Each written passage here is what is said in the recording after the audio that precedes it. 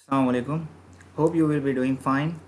तो आज की वीडियो में आपको मैं बताने जा रहा हूँ कि आपने न्यूरो एनाटमी कौन सी बुक से करनी है और कैसे करनी है। तो सेकेंड ईयर के अंदर आपकी ये न्यूरो एनाटमी इंक्लूडेड है।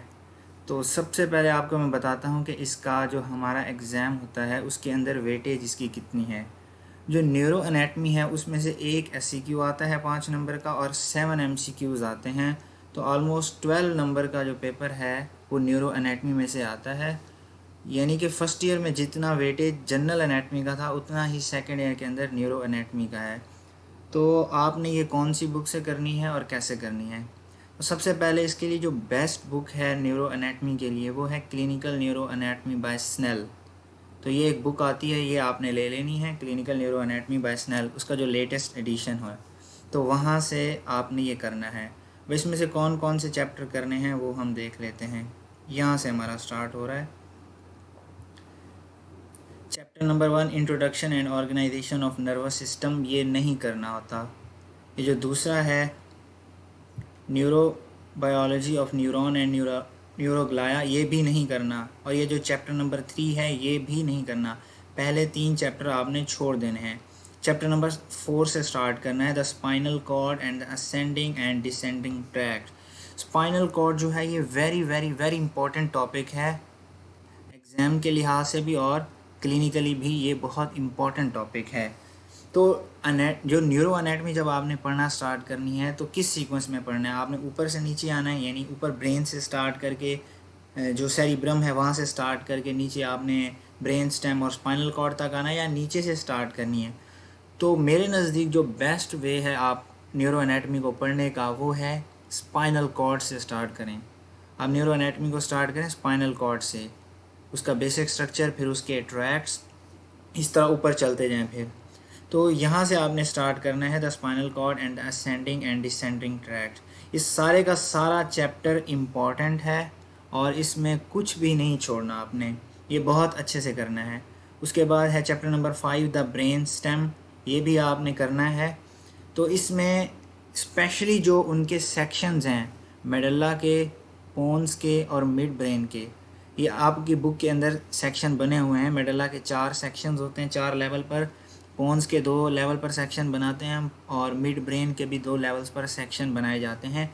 ये सेक्शन जो है ये पेपर के लिहाज से बहुत इंपॉर्टेंट है। तो ये वाला चैप्टर भी आपने अच्छे से करना है, स्पेशली उसके जो सेक्शंस हैं उनकी डायग्राम की प्रैक्टिस अच्छे से होनी चाहिए, ये पूछते हैं। देन नेक्स्ट चैप्टर है सेरिबेलम एंड इट्स कनेक्शन। ये सेरिबेलम वाला चैप्टर भी आपने अच्छे से करना है पूरा, इसमें भी कुछ नहीं छोड़ना, क्योंकि फिर मैं आपको बताता हूँ कि अगर आप ये अच्छे से कर लेंगे तो और आपको क्या क्या इसका बेनिफिट हो सकता है।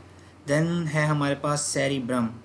ये सेरिब्रम वाला चैप्टर जो है इसमें बेसिक चीज़ें हैं, ये आपने ज़रूर करना है। फॉर एग्जांपल सब डिवीजन्स क्या हैं सेरिब्रम की, डाइनसेफेलॉन क्या होता है, जनरल अपीयरेंस कैसी होती है सेरिब्रल हेमिस्फीयर की, सल्काए क्या होते हैं, लोब्स क्या होते हैं, फिर internal structure of cerebral hemisphere है, ये आपने ज़रूर करना है।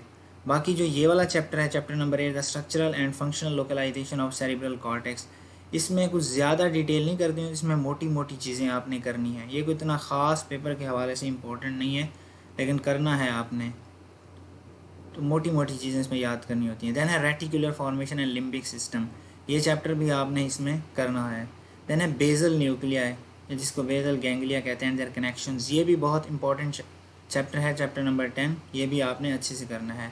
देन है cranial nerves and their central connections and distribution, it is very very very important topic, ये आपको यहाँ भी काम आएगा। हेड एंड नेक के अंदर भी आपने ये क्रेनियल नर्व्स करनी होती हैं, और फिर ये रिफ्लेक्सेस समझने में भी आपको हेल्प करती हैं, फिर फिजियोलॉजी में भी आपको हेल्प देंगी।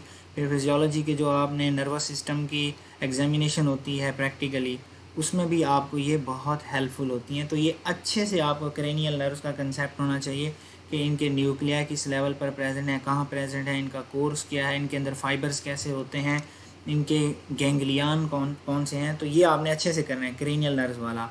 अभी तक जो मैंने आपको चैप्टर बताया उसमें स्पाइनल कॉर्ड बहुत इंपॉर्टेंट है, क्रेनियल नर्व्स बहुत इंपॉर्टेंट है, और वो जो ब्रेन स्टेम के सेक्शंस थे, these are the most important ones. बाकी भी इम्पॉर्टेंट है लेकिन ये वाले 3 तो बहुत इंपॉर्टेंट है अभी तक जो आए हैं। उसके बाद chapter number 12 thalamus, chapter number 13 hypothalamus, ये भी करने हैं आपने। Chapter number 14 autonomic nervous system. Although कुछ ये भी कहते हैं, सीनियर्स वगैरह आपको कहेंगे या और कुछ जो हैं वो दूसरे बच्चे भी कहते हैं कि ये जो है ऑटोनोमिक नर्वस सिस्टम नहीं पूछा जाता, और ऐसे ही है कि पेपर के अंदर ये नहीं आता। लेकिन अगर आपने ये ऑटोनोमिक नर्वस सिस्टम समझ लिया, इधर ही कर लिया, ये ज़्यादा इसमें से नहीं करना, चंद इम्पॉर्टेंट सी चीज़ें आपने करनी है, तो ये आपको पूरी ज़िंदगी का मसला हल हो जाएगा। फर्स्ट ईयर में जब मैं था तो मुझे भी बड़ा ये कंफ्यूज करता था कि ये सिंपैथेटिक क्या होते हैं, पैरासिम्पैथेटिक, कुछ नहीं समझ आती थी, रट्टे मार मार के हम थक गए। तो सेकेंड ईयर में जब आके ये पढ़ा तो उससे अब ये बड़ा क्लियर हो जाएगा कंसेप्ट। फिर आगे फार्माकोलॉजी आप थर्ड ईयर में आके पढ़ेंगे तो उसका कंसेप्ट समझने में भी बहुत आसानी होगी। तो ये ज़्यादा लेंथी कोई है नहीं, कोई इसमें से आपने 3 से 4 सफ़े जो हैं वो पढ़ लेने, जस्ट रीड कर लेने, तो आपको समझ आ जाएगी, क्योंकि आपने पहले लेक्चर सुने होंगे। वो लेक्चर भी मैं आपको बताता हूँ कौन से करने। तो बेहतर है कि आप ये जो उसमें से 3-4 सफ़े पढ़ने होते हैं वो इधर ही पढ़ लें तो बेहतर है। लेकिन ये पेपर के लिहाज से इतना इंपॉर्टेंट नहीं है। एंड मेनिंजेस, ये भी बहुत इंपॉर्टेंट है। The meninges of the brain most important है। और ये वाला ventricular system, cerebrospinal fluid and blood brain barrier, ये सारी के सारी इंपॉर्टेंट है। वेंट्रिकल्स, ये CSF, blood brain barrier, blood cerebrospinal fluid barriers, ये तो बहुत ही ज़्यादा इंपॉर्टेंट है। देन लास्ट चैप्टर आपने करना है the blood supply of brain and spinal cord, very very very important chapter है न्यूरो एनाटमी के अंदर। और ये development of nervous system neuro anatomy में नहीं करनी, ये आपने एम्ब्रियो में करनी होती है। तो ये आपने सारा करना है। अब मैं आपको बताता हूँ कि इसमें से एग्ज़ाम पॉइंट ऑफ व्यू से कौन से चैप्टर बहुत ज़्यादा इंपॉर्टेंट हैं। सबसे पहले स्पाइनल कॉर्ड, उसके स्पेशली ट्रैक्ट्स, जो पास पेपर है मोस्टली इन्हीं चैप्टर से हर साल वो सवाल उठा रहा है। इधर उधर वो मोस्टली कम ही जाता है। जो मैं अभी आपको बताने जा रहा हूँ उसी में से वो मोस्टली न्यूरो एनाटमी के क्वेश्चन उठा रहा है।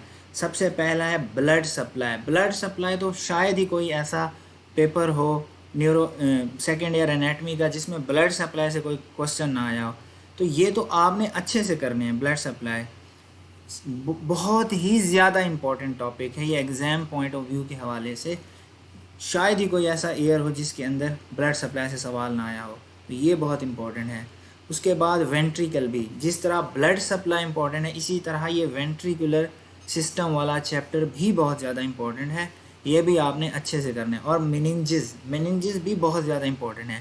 ये 3 चैप्टर तो बहुत ही ज़्यादा इंपॉर्टेंट है, मेनिंजेस, वेंट्रिकुलर सिस्टम और blood supply of brain and spinal cord.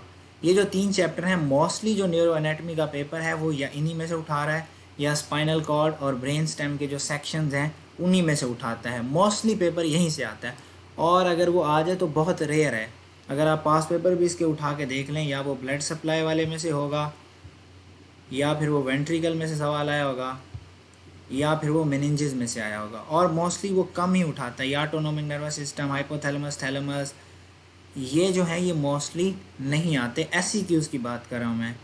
बाकी जहाँ तक MCQs का ताल्लुक है तो MCQs में मोस्टली कुछ भी पूछ सकते हैं। स्पेशली क्रेनियल नर्व्स के जो न्यूक्लियाई हैं, इनके अंदर कौन कौन से फाइबर होते हैं, कहाँ कहाँ पर ये मोटर हैं, सेंसरी हैं, किसे सप्लाई करती हैं, इनके गैंग्लियन कौन से हैं। तो क्रेनियल नर्व्स में से MCQs बहुत से बन सकते हैं। 7 MCQs हैं इसमें से आपने करने जो पेपर में आते हैं।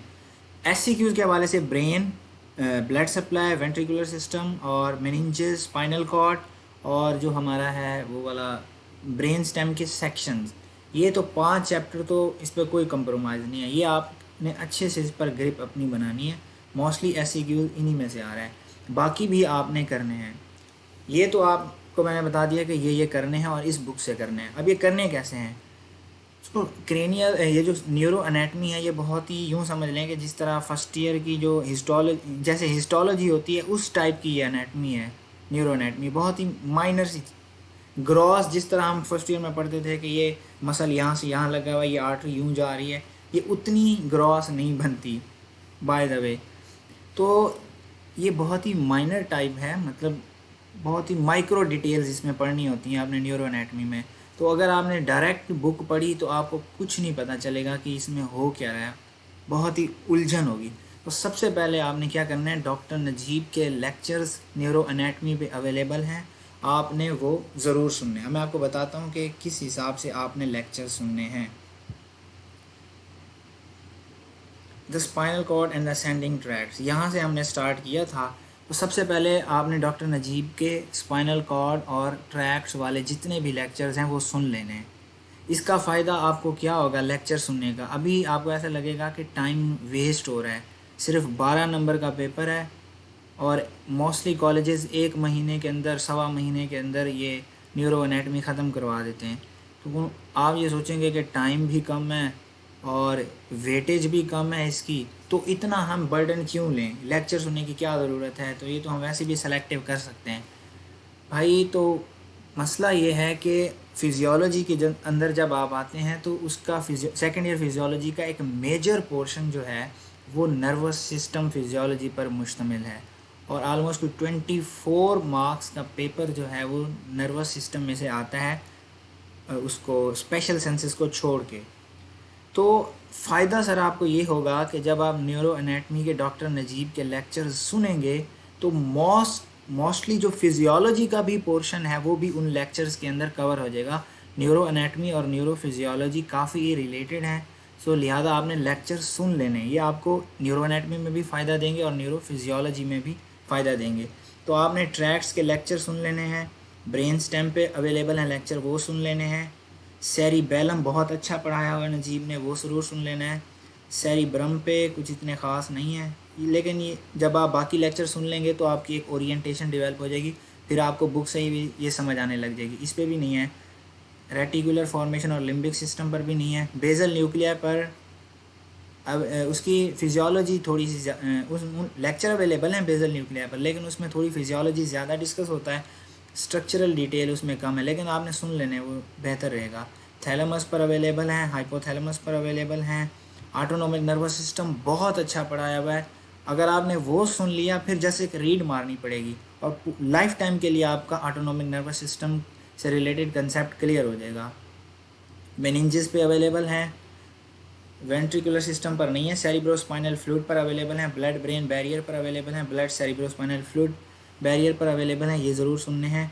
ब्लड सप्लाई में जैसा मैंने आपको बताया कि बहुत ही ज़्यादा इम्पॉर्टेंट टॉपिक है और इस पर लेक्चर्स अवेलेबल हैं, वो आपने अच्छे से सुनने हैं और कोशिश करनी है कि उनके फिर आप नोट्स भी बना लें। तो इंशाल्लाह ये आपकी neuro anatomy examination point of view से भी और आगे फ्यूचर में क्लिनिकल साइड पर जो काम आती है वो भी अच्छे से क्लियर हो जाएगी और फिर न्यूरो फिजियोलॉजी में भी बहुत सा आपका पोर्शन कवर हो जाएगा। Thank you so much.